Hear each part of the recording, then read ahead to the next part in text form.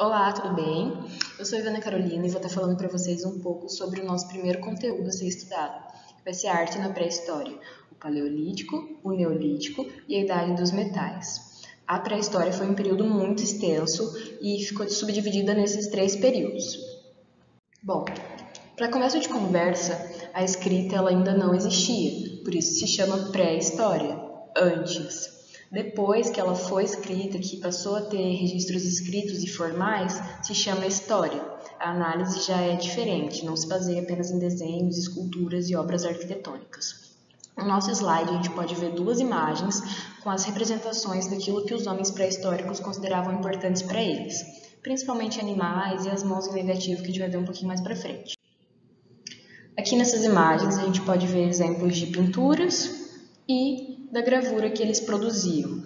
Essas gravuras eram feitas com pedras sendo raspadas nas rochas, assim deixando aquele entalhe, que se chama, muito conhecido hoje em dia nas madeiras e tudo mais. Eles produziam nas rochas. Bom, no Paleolítico, os homens ainda não tinham residências fixas. Eles moravam nas cavernas e iam mudando de espaço, de território. Isso era conhecido como vida nômade. É nesse período histórico que se tem registro das primeiros registros, primeiras marcas deixadas por essas pessoas anteriores às nossas gerações. Bom, a arte paleolítica é conhecida como naturalista. O homem ele começou a produzir naquela época, então ainda não tinha um rigor estético, não tinha critérios para ser produzido. É a descoberta de tudo. O primeiro registro que ele produz são mãos e negativos, onde ele colocava a mão na parede com um pedaço de osso, ele assoprava o pigmento natural que era extraído da natureza, disso a gente tem certeza, e ali ficava impressa a mão dele, como a gente pode ver nessa primeira imagem. E os animais eram registrados conforme via.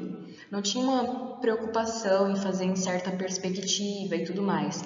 A arte tentava ser fiel ao que ele estava vendo naquele momento. A gente pode ver bem um esboço, assim como se fosse um desenho ainda infantil, entre aspas.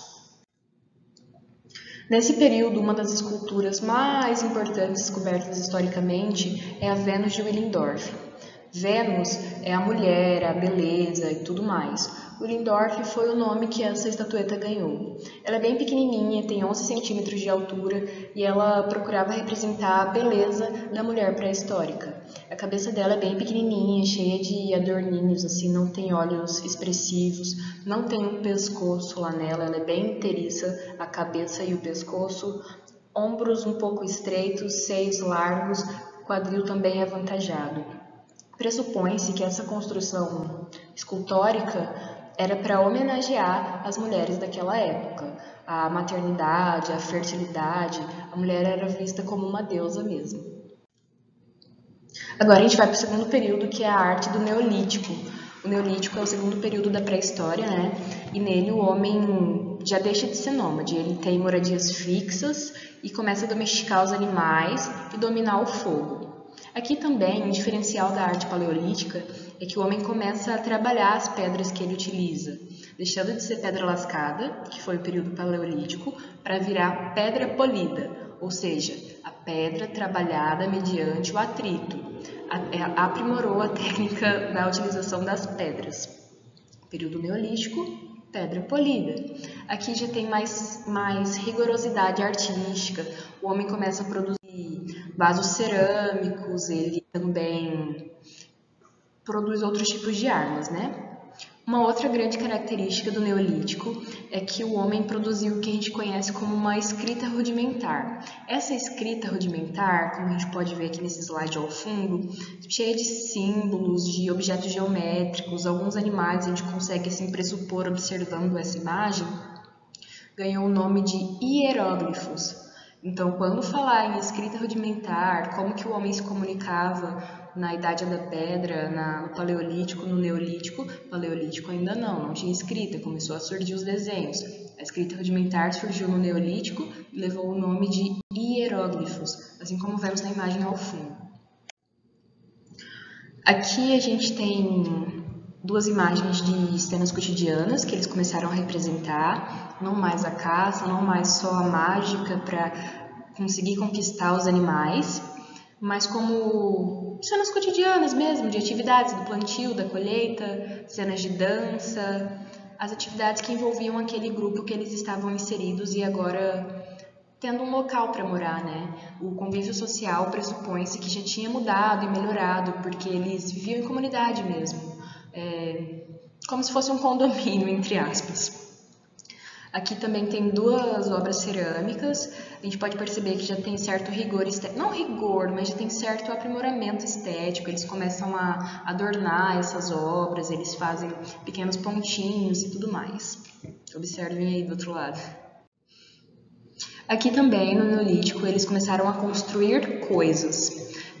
Como grande marco arquitetônico da época, a gente tem o monumento de Stonehenge.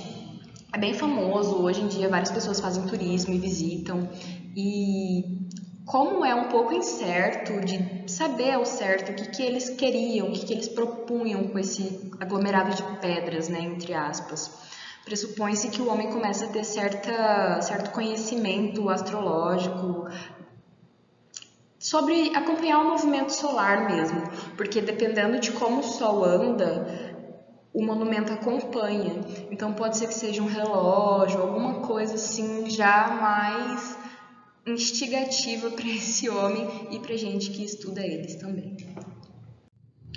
Bom, para finalizar nossos conteúdos dos 3 períodos históricos da pré-história, a gente tem a Idade dos Metais.